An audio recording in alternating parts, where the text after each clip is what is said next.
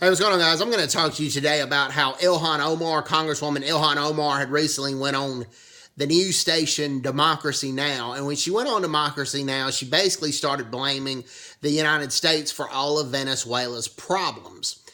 And I do not agree with her on this because the United States had asked Nicolas Maduro to hold free and fair elections to see if the Venezuelan people really wanted to have him as their leader, but the elections were fraudulent.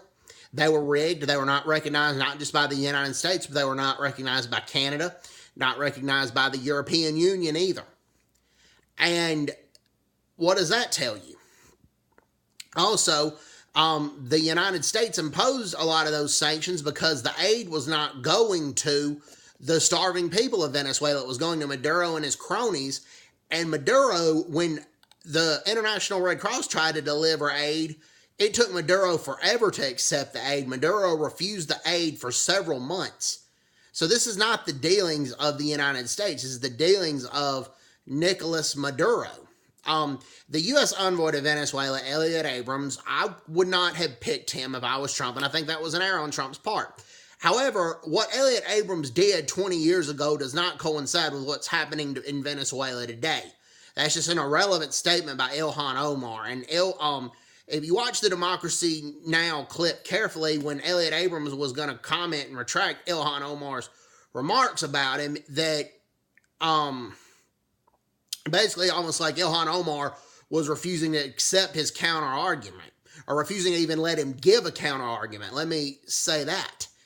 And you can't, this is where you just can't base that on Ilhan Omar. She says U.S. policies towards Venezuela, but she doesn't give, in the interview, she didn't give specific U.S. policies towards Venezuela. She didn't give specific examples of how the sanctions have been affecting the Venezuelan people.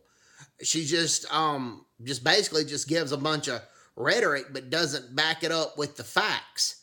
So, do I think she's a member of Al-Shabaab or Al-Qaeda? No. She condemned the Sri Lanka bombings, the bombings that happened in Sri Lanka, but I do think she's not qualified to be a congresswoman.